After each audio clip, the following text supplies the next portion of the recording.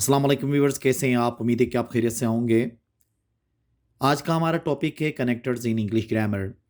मतलब English grammar के अंदर कनेक्टर्स क्या होते हैं और इनके फंक्शन क्या होते हैं, लिखने में और बोलने में ये कब इस्तेमाल होते हैं और क्यों इस्तेमाल होते हैं, उनके बारे में आज हम तफसीलन डिस्कस कर लेंगे। देखें, कनेक्टर्स के बारे में पहले पढ़ लेते हैं।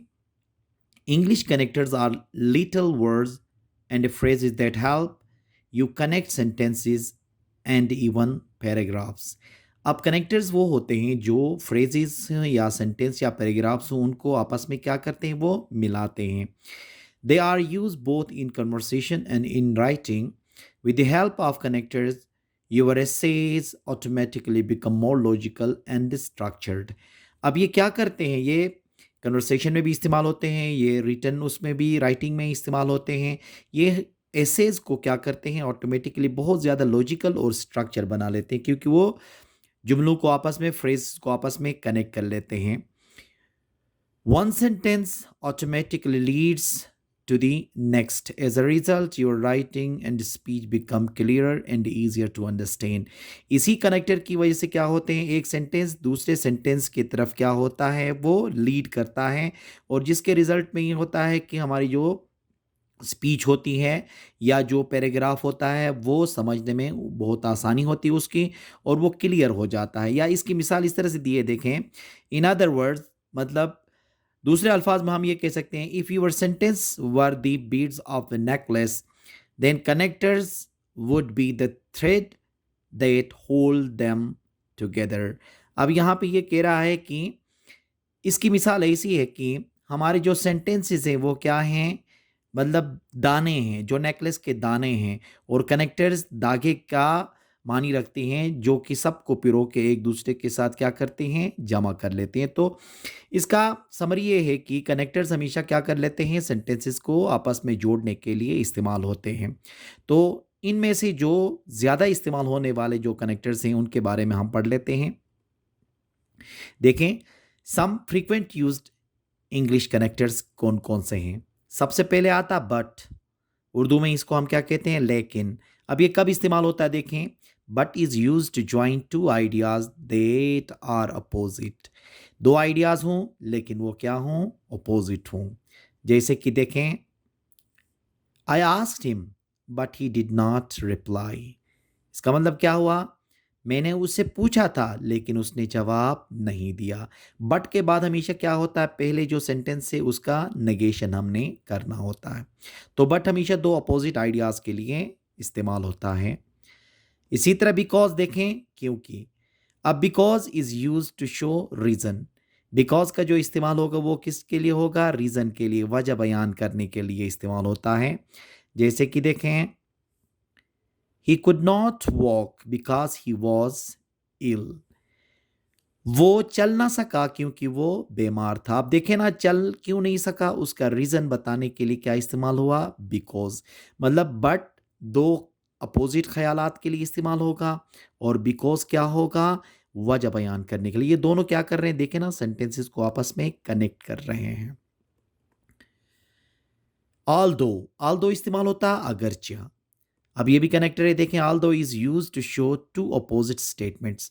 मतलब दो मुख्तलिफ बयानात जो होते हैं, अपोजिट बयानात, मुखालिफ बयानात जो हैं, उनको जोड़ने के लिए ये इस्तेमाल होता है।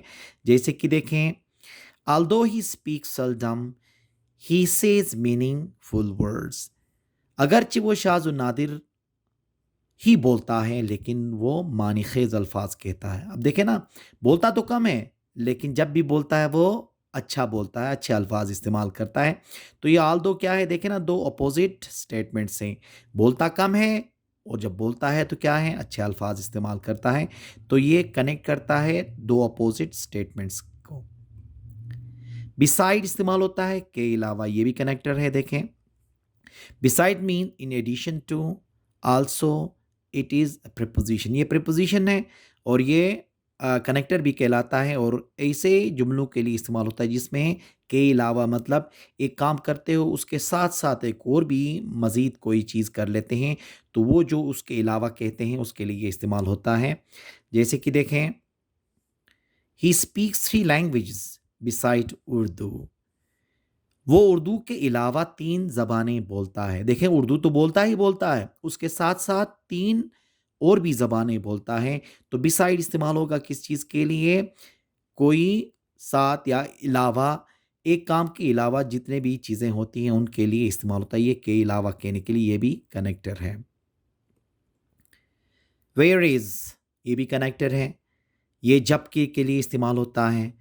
Whereas is use to show contrast, मतलब कंट्रास्ट के लिए ये इस्तेमाल होता है। ठीक है, जैसे कि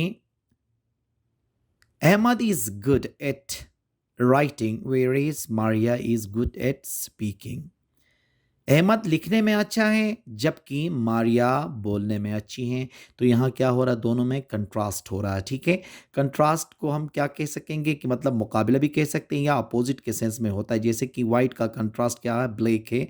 तो इसी तरह से यहाँ पे भी एक बंदा एक में काबिल है तो दूसरा किसी और में काबिल है, मतलब मुकाबले के सेंस में ये इस्तेमाल होता है। वेयरेज देखे ना, इसने भी क्या किया? दो जुमलों को आपस में कनेक्ट कर लिया।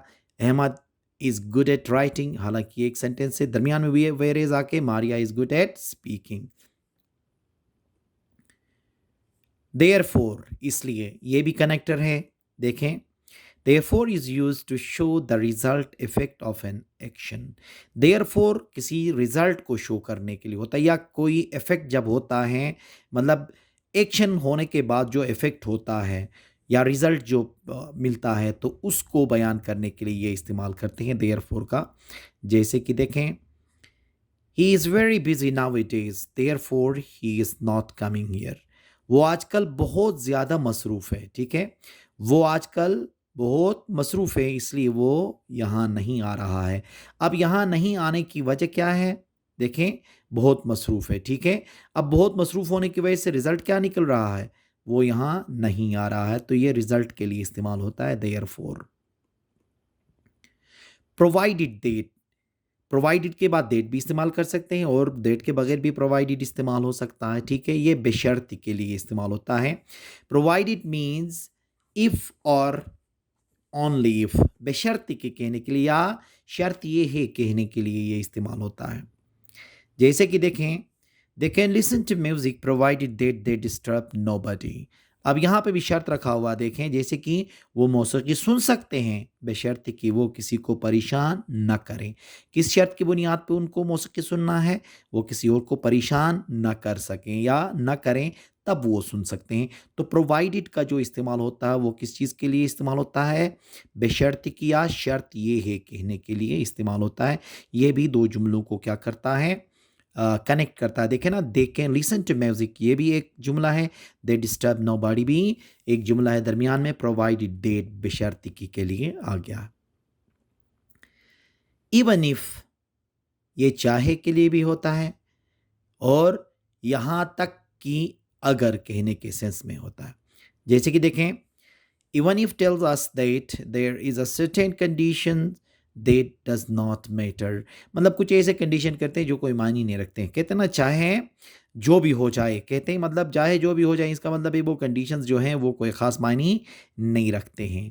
जैसे कि try your best even if the task seems difficult, कह रहा है कि अपनी पूरी कोशिश करो चाहे काम मुश्किल ही क्यों ना हो। मतलब कोई मैटर नहीं रखता है वो जो कंडीशन है वहाँ का सिचुएशन। ठीक है ना, तो इवन इफ का इस्तेमाल होगा चाहे, चाहे काम मुश्किल ही क्यों ना हो, अपनी पूरी कोशिश करो। तो ये कनेक्टर्स क्या होते हैं? हम अपनी डेली लाइफ में कॉमनली इस्तेमाल होने वाले हैं। ये तो बहुत ज़्यादा हैं, मतलब जो कनेक्टर्स हैं वो बहुत ज़्यादा हैं। आज के इस लेक्चर के अंदर हमने जो फ्रीक्वेंटली जो इस्तेमाल होते हैं हमारे कन्वर्सेशन के अंदर, रोज़मर्रा ज़िंदगी में जो ज़्यादातर इस्तेमाल होने वाले जो कनेक्टर्स हैं वो हमने डिस्कस कर लिए। उम्मीद है कि आज का ये लेक्चर आपको पसंद आया होगा। Thank you very much.